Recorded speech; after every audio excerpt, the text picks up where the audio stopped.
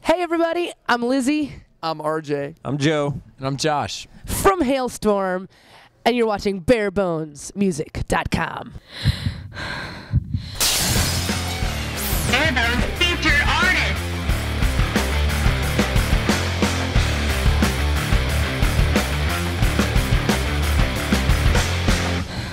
Our parents had a lot of influences on us.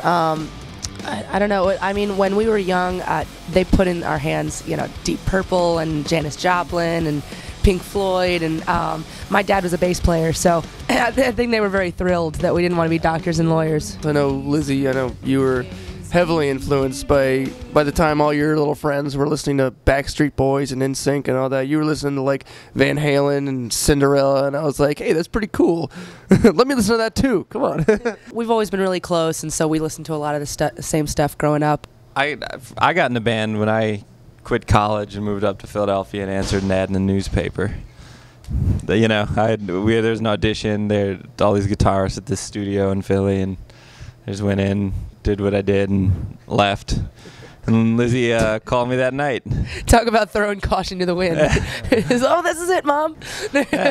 Screw it.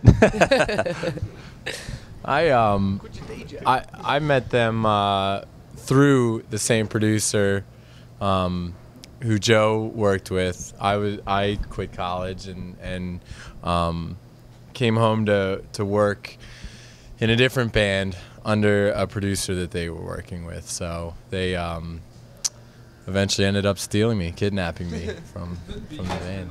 When we got signed in 2005, that whole process of putting ink to paper with Atlantic Records was about a 7-month process. And when we were deciding what to do, after we signed, ultimately we decided our A&R guy at the time, Lee Lust, came with this idea, like, why don't we just go out on the road instead of going right in the studio? Let's build up a fan base. Let's see what you guys can do all over the country instead of just regionally. And so that's what we did. We bought an old '92 RV. Storm and Norman, who we do not have anymore for good reasons. But and we set out on the road. It was great because we got to, essentially, prove to ourselves that, we could be a national act, and so we kind of had this nice core fan base that we had built before even the record came out. So we kind of did everything backwards, but it worked out good for us. I guess it was kind of a little bit of artist development too on the label's part. They didn't jump right into a record, and if it doesn't work, you're dropped. Which it was being done for the whole early part of the 90s over and over with rock bands. If it didn't hit big immediately, the band was done. And I think they didn't experiment with us. And well, when we were recording with Howard Benson and his entire team, the greatest thing about his team and Howard Benson is they kind of just let us do our thing. They let us do what we do best and work the songs the way we needed to work them, but also at the same time, helped, push us to be our best. So.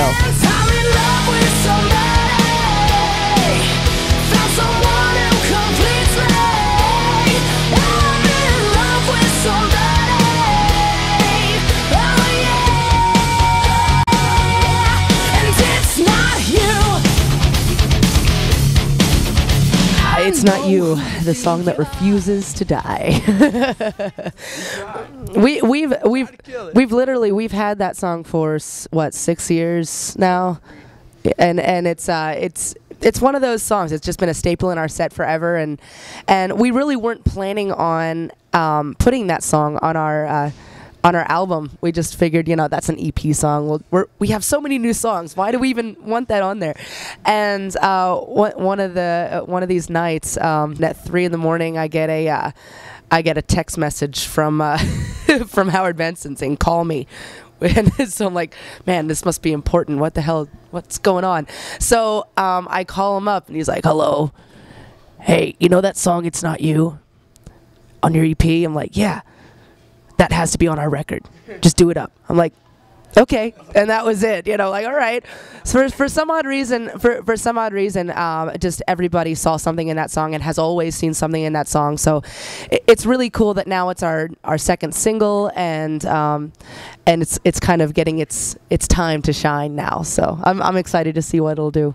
Well, I Get Off. I Get Off was written.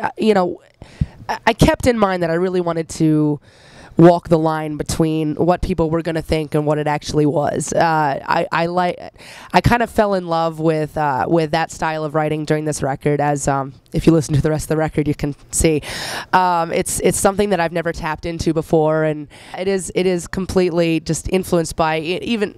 Actually, one specific show that we had in California that was just one of the best we've ever had, and the crowd was into it, and Howard Benson and our A&R guy and a bunch of record people were there. Just had fun with just teetering that fine line with the lyrics. And from my perspective on stage, at least, it's true. If you see a whole crowd going nuts in front of you, it's this energy that a crowd can give you so much energy, and if it's a great crowd, it'll reflect it back like triple at you, and I do get off on that, man. It's awesome, and hopefully they do too. And seems like they are. It's just this give take, right, Liz? Let's give and take, right?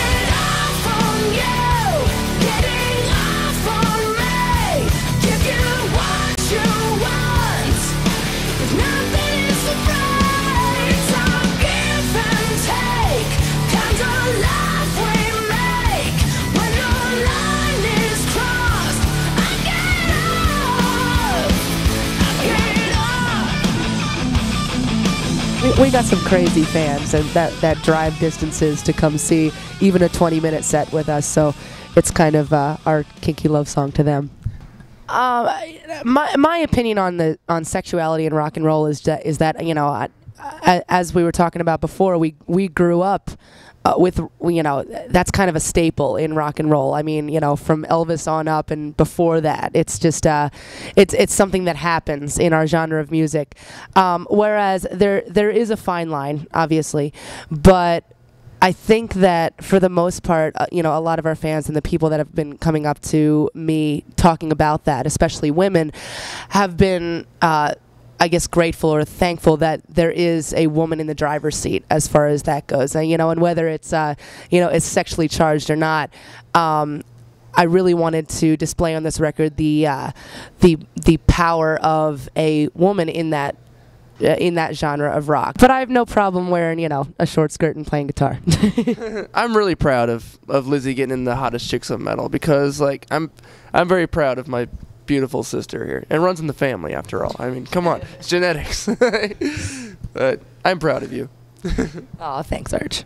I think as far as recognition, Lzzy definitely is the forefront. She'll do a lot of the interviews, just phoner interviews and whatnot. But as far as is it something hard for us? No, I mean she is she's a lead singer, but so much more.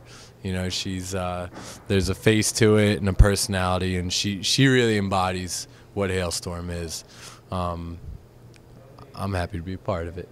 There's a lot of love and a lot of respect for what everybody can do, and it's an extreme honor to be a part of Revolver's Hottest Chicks in Metal. But I try to always use that as a vehicle for the band. Some freaking good-looking guys around me too, so it's not like not like anybody has anything to hide. But it's great. We do everything together, and we make our decisions together, and we go through the ups and downs together.